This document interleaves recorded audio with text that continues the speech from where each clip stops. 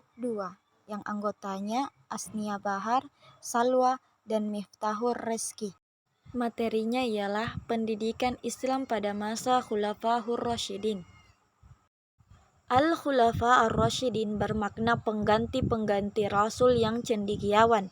Adapun pencetus nama Khulafaur Rasyidin adalah dari orang-orang Muslim yang paling dekat dengan Rasulullah SAW setelah beliau meninggal.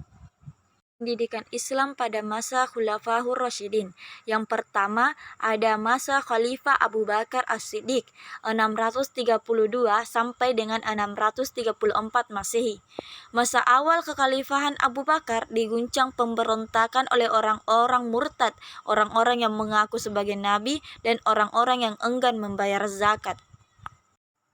Pokok-pokok ajaran Islam yang diajarkan dapat dibagi dalam beberapa kategori materi pendidikan, di antaranya sebagai berikut.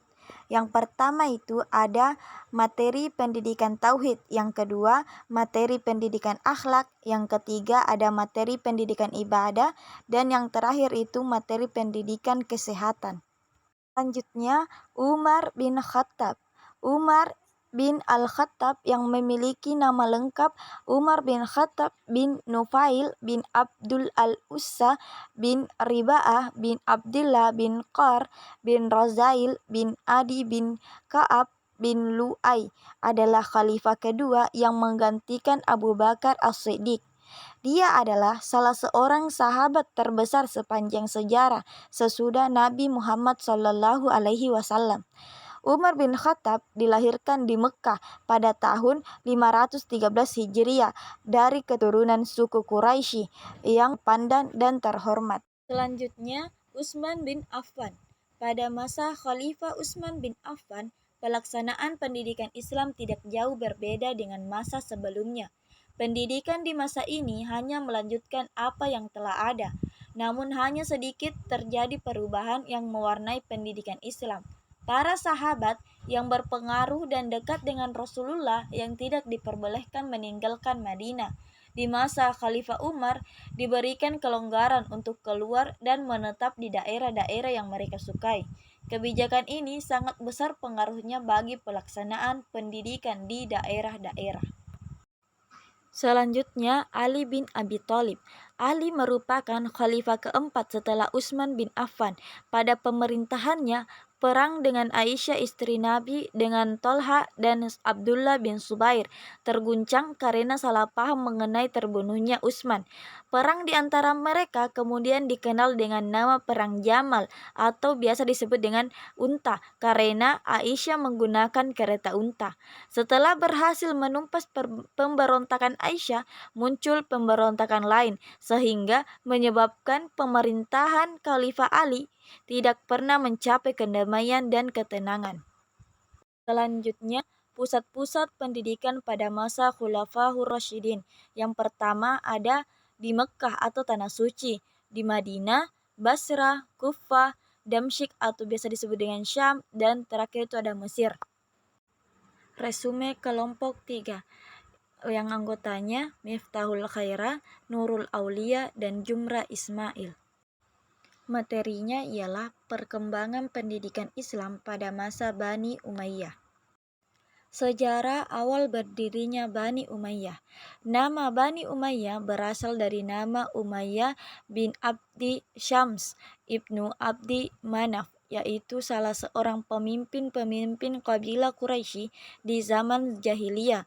Dinasti Umayyah didirikan oleh Muawiyah bin Abi Sufyan yang berkuasa sejak tahun 661 sampai dengan 750 Masehi dengan ibu kota Damaskus. Kedudukan Ali sebagai khalifah kemudian dijabat oleh anaknya, Hasan, selama beberapa bulan. Namun, karena Hasan ternyata lemah, sementara Muawiyah semakin kuat, maka Hasan membuat perjanjian damai. Perjanjian ini dapat mempersatukan umat Islam kembali dalam satu kepemimpinan politik di bawah Muawiyah ibnu Sufyan. Selanjutnya, pola pendidikan Islam pada masa Bani Umayyah. Pada masa dinasti Umayyah, pola pendidikan bersifat desentralisasi. Desentralisasi berarti pendidikan tidak hanya terkonsentrasi di ibu kota negara, tetapi berkembang secara mandiri di daerah-daerah yang didominasi pemekaran wilayah. Sentra pendidikan pada era Bani Umayyah, diantaranya khutab, masjid, majelis sastra, pendidikan istana, Badia, perpustakaan, Bamaristan, Sufa, dan Khan. Madrasah-madrasah pada masa Bani Umayyah. Di antaranya ialah 1. Madrasah Makkah, 2. Madrasah Madinah, 3. Madrasah Barsa, keempat Madrasah Kufah, kelima Madrasah Syam, dan yang terakhir ada Madrasah Futstat. Kelompok 4 yang anggotanya Hastuti, Asmawanti, dan Della Marcella. Materinya ialah perkembangan pendidikan Islam pada masa Bani Abbasiyah. Sejarah berdirinya Bani Abbasiyah.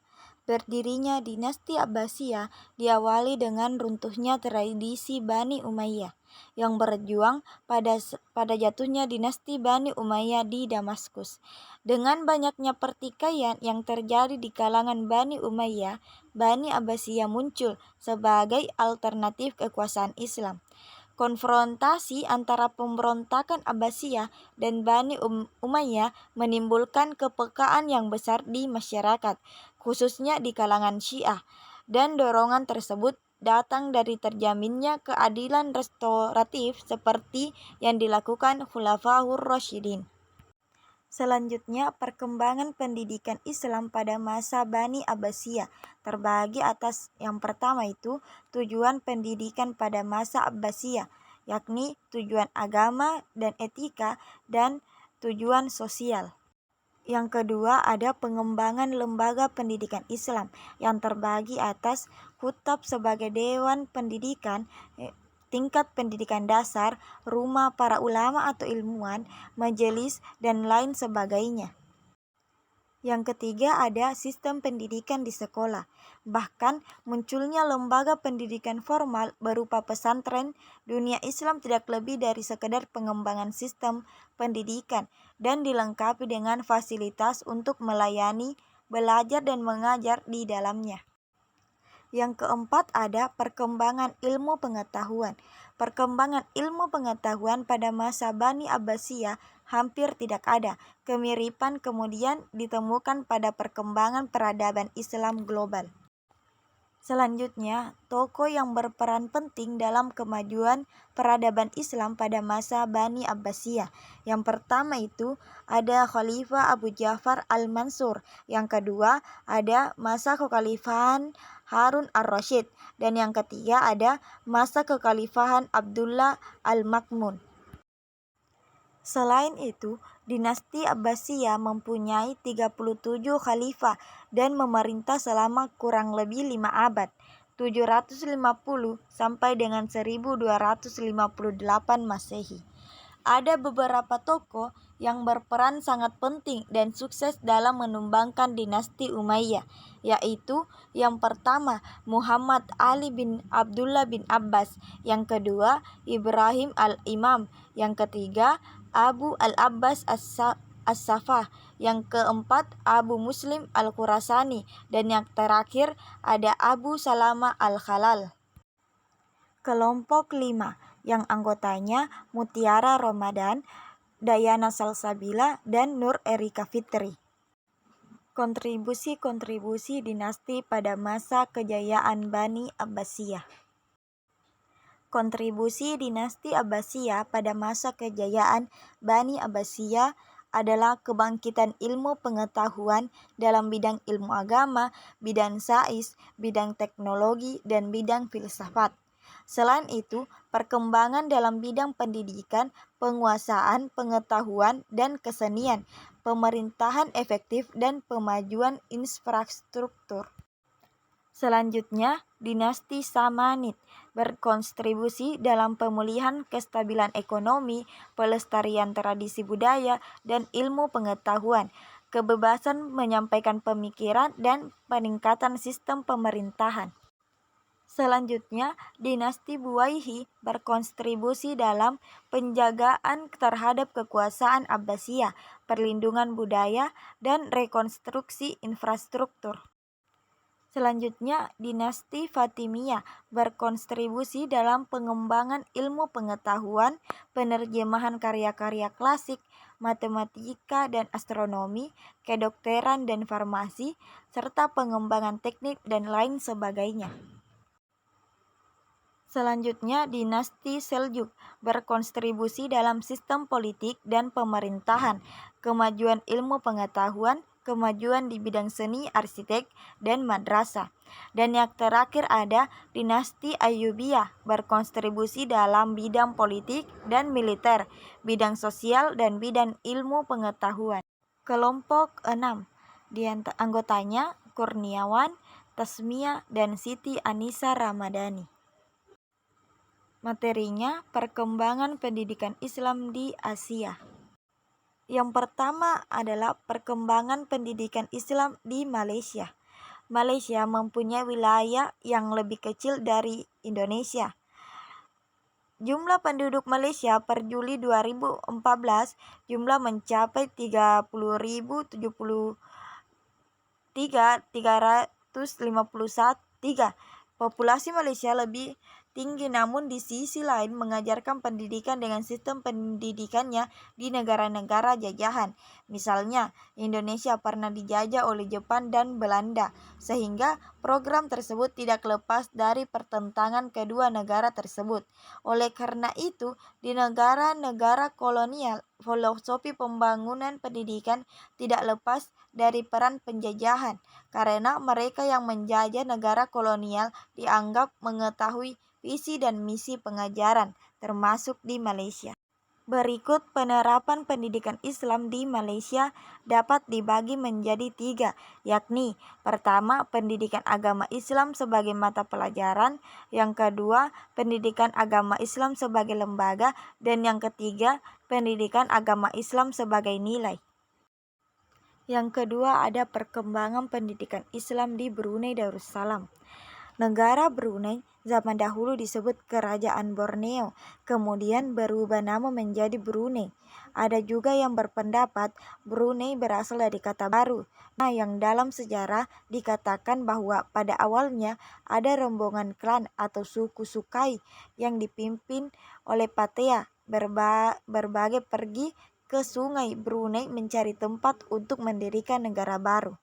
Oleh karena itu, dapat dipahami bahwa Islam di Brunei seiring berjalannya waktu berkembang dalam segala aspek, dan perkembangan ini dimulai sejak sejarah munculnya Islam sehingga masa pemerintahan Al-Mahrum Sultan Haji Omar Ali Saifuddin.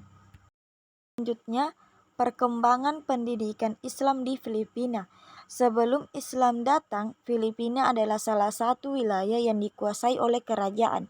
Islam bisa dianut dan diterima baik oleh penduduk setempat, setidaknya sejauh yang bisa dilakukan oleh ajaran Islam beradaptasi dengan berbagai tradisi yang mereka terapkan selama ini. Yang selanjutnya, perkembangan pendidikan Islam di Singapura. Pendidikan di Singapura dikelola oleh Departemen Pendidikan yang bertugas untuk mengontrol perkembangan dan administrasi pendanaan sekolah negeri oleh pemerintahan serta menjadi penasihat dan pengawasan sekolah swasta. Untuk sekolah swasta dan negeri terdapat variasi dalam hal kurikulum, bantuan pendanaan dari pemerintah, SPP untuk siswa, dan kebijakan seleksi masuk. Perkembangan pendidikan Islam di Thailand. Pola pendidikan di Thailand memiliki kesamaan dengan sistem pendidikan di Indonesia, dan terdapat juga perbedaannya. Sistem pendidikan di Thailand terbagi menjadi 3, yakni pendidikan formal, pendidikan non-formal, dan pendidikan informal.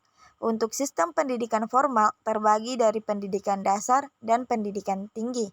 Sedangkan sistem pendidikan non-formal terdiri dari program sertifikat kejuruan, program short course, sekolah kejuruan, dan internet group program.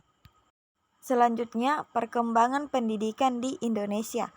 Pendidikan Islam di Indonesia pada masa awalnya bersifat informal, yakni melalui interaksi interpersonal yang berlangsung dalam berbagai kesempatan seperti aktivitas perdagangan, dakwah bilhal, atau keteladanan. Selanjutnya, ketika agama ini kian berkembang, sistem pendidikan pun mulai berkembang, yakni yang pertama sistem pendidikan langgar, yang kedua sistem pendidikan pesantren.